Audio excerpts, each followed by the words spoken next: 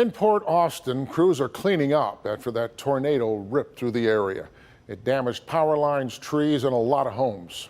I looked out the door and it was the biggest thing I've ever seen. It was huge, and I told the wife we need to get in the closet. There was no warning, and it was just like a freight train jet engine sound, and then it just dropped, and it was, here and gone within about 5 seconds.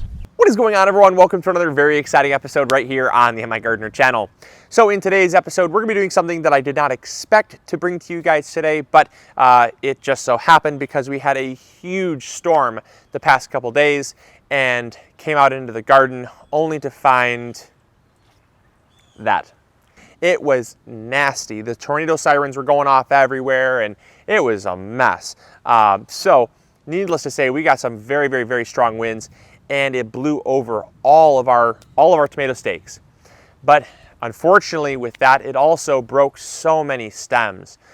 We had just staked them up, and I guess this is not an exciting thing for me, but what I think it is it's at least reassuring to you, hopefully, that this type of thing does happen. A lot of you ask me, Luke, you seem so perfect. You seem like you've got everything going right. Do you ever have a failure? Are you even human? And the answer is yes, I am absolutely human. I make mistakes, and certainly things happen that I don't expect.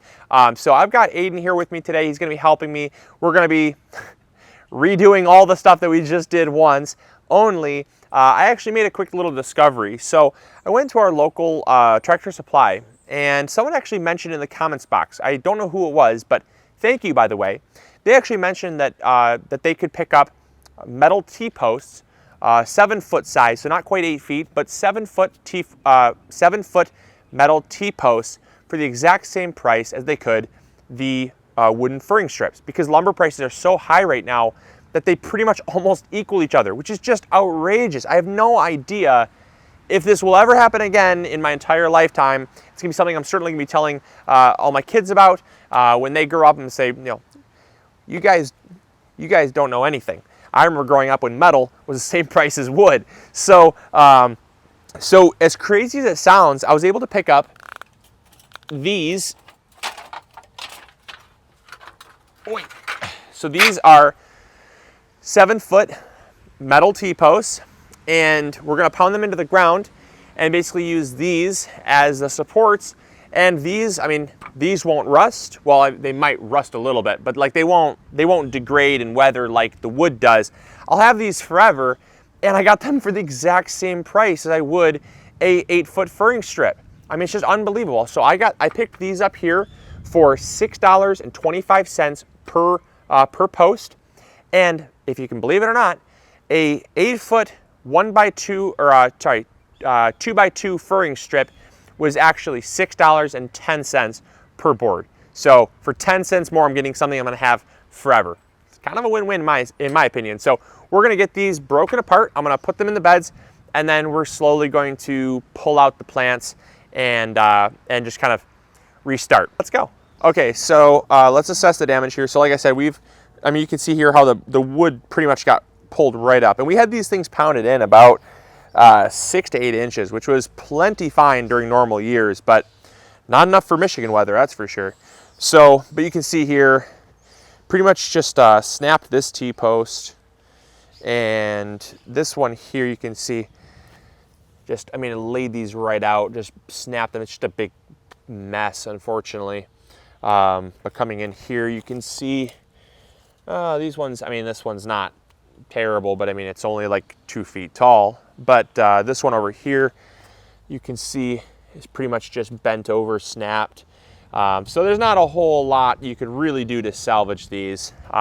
It is what it is. Would it be weird to save this one here? This one is salvageable. No. But we'd have one wooden stake and the rest would be metal. So. This one didn't break at all. I just had to re-sturdy it. We'll just, lone survivor. Okay. This one here might not be too bad. This one's not bad either. If we're gonna save one, some of these are kind of salvageable. They just kind of got tipped over and they don't look the best. The ones that got snapped, we'll pull those out. But here, if you And to be honest, can't we just restring them? Can we just take out those stakes? it wouldn't be beneficial to restring them, but you see there, now that the soil's like softened up, they're kind of going in a whole lot better, like normal. Like they're actually going in properly. But all these are just goners, sadly. I'll try to save this one too, maybe.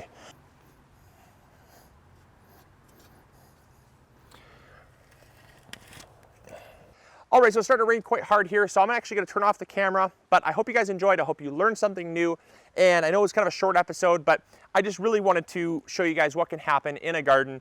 Stuff unexpected happens all the time, and I don't want you to beat yourself up if it happens to you. So if you would, let me know in the comments box below if something unexpected happened to your garden, good or bad, and let me know what that is in the comments box, because I think it'd be really cool to kind of share in our experiences. But that's about all I got for you today. I'm gonna get my camera inside because it's not waterproof, but I'll catch you all on the next episode. As always, this is Luke from the MIgardener channel, reminding you to grow big or go home, and we'll catch you all later. See you guys.